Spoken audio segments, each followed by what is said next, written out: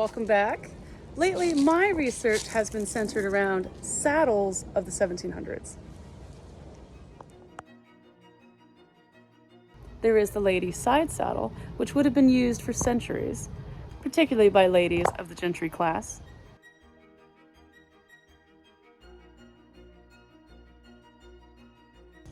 There was also, of course, military-inspired and issued saddles.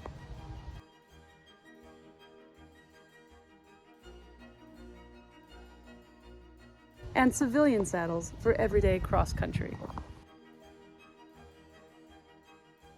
I went on an invitation by John Koopman to see his period replica saddles. He is a famed George Washington reenactor and horseman.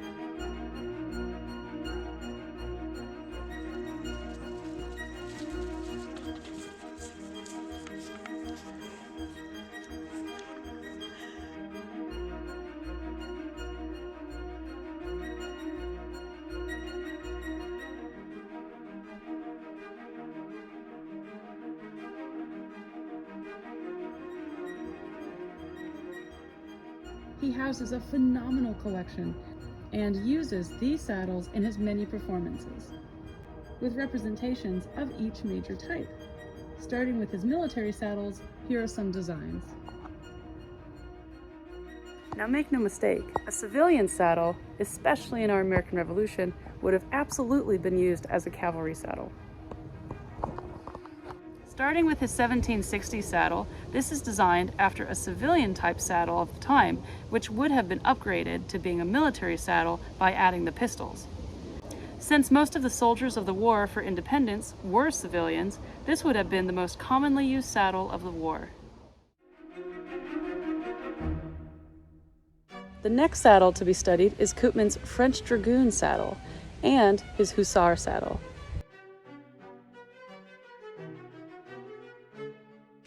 The Dragoon saddle. Like many cavalry saddles, it's equipped to carry many items, like horseshoes and even cloaks, and it is even built for comfort. You can see here it's built to attach a musket and portmanteau. A fleece covering could also be added for extra comfort.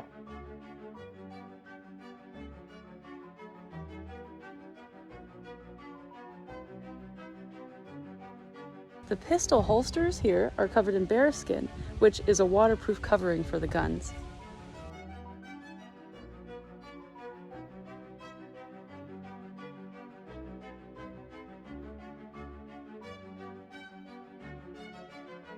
The hussars were a member of light cavalry, originating from Hungary.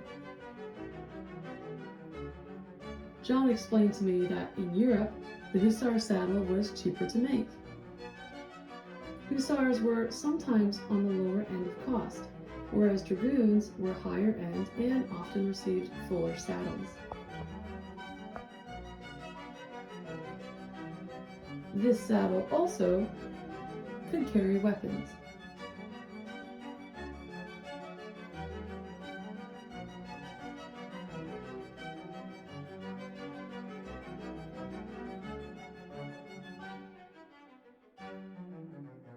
Here is John himself discussing his saddles further.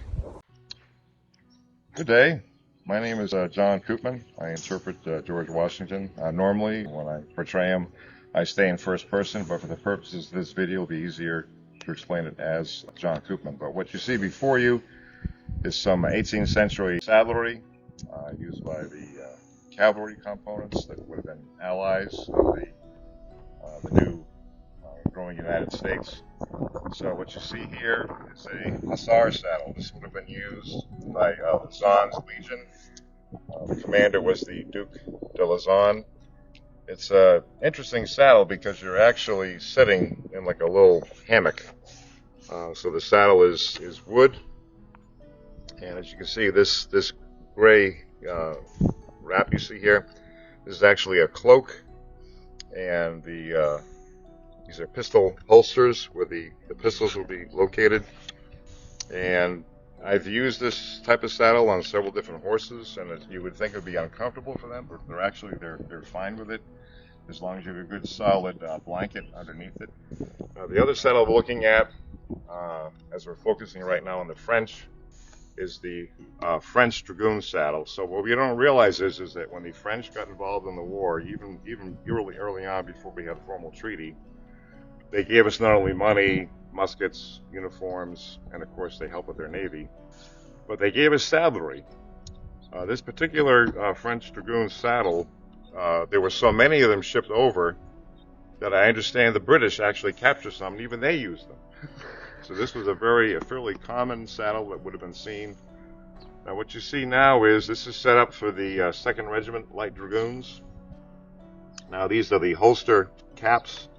Now the blue and the white, that matches the color scheme of the 2nd Dragoons. They had the blue coat with the white facing, so when you had the horse furniture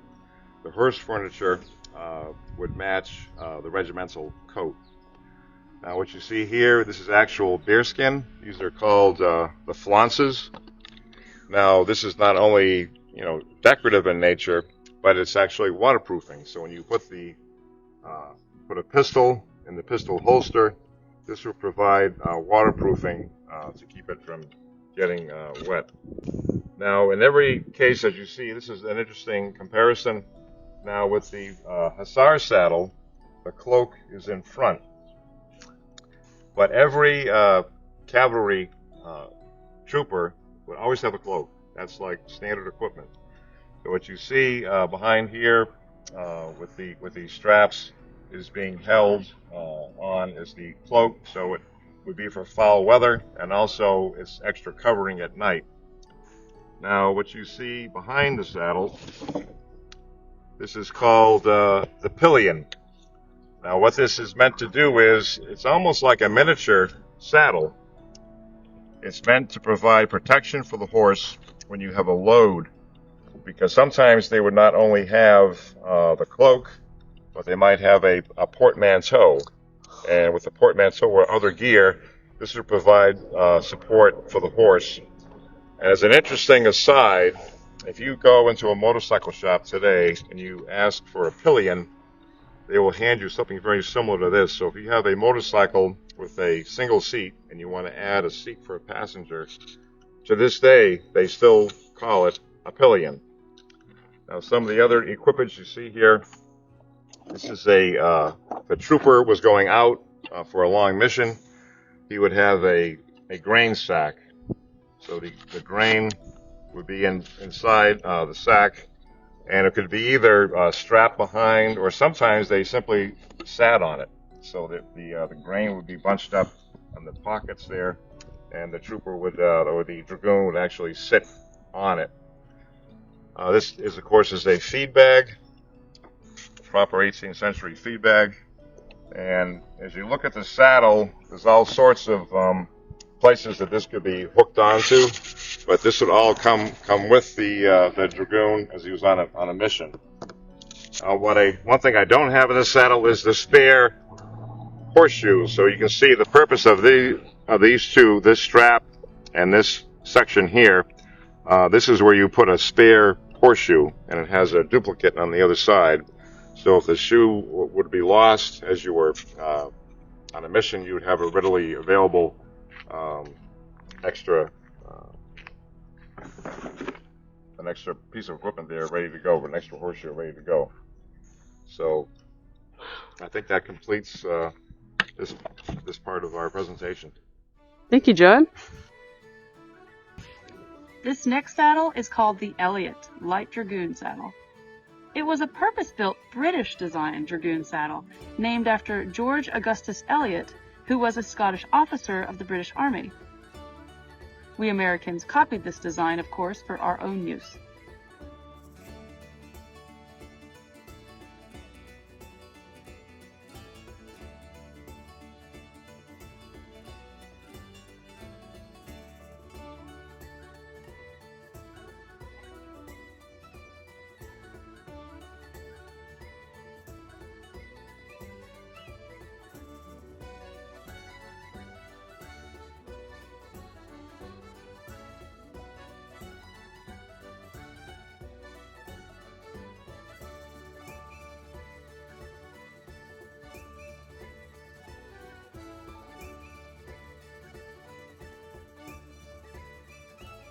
You can see how the girth would have looked for the saddle in the 1700s.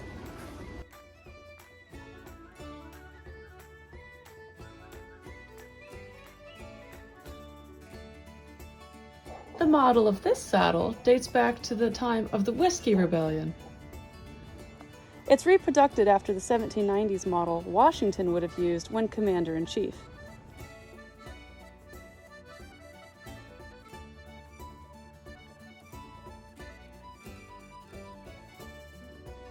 I got to use this saddle because John let me ride his horse.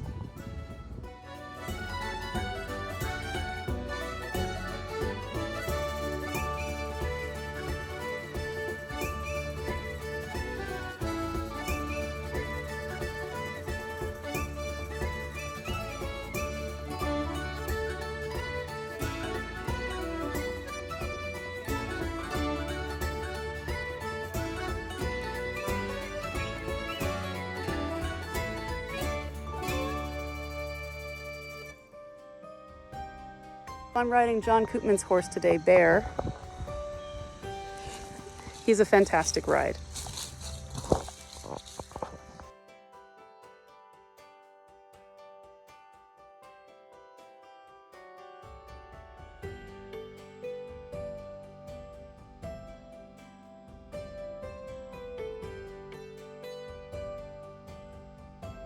It's a perfect day.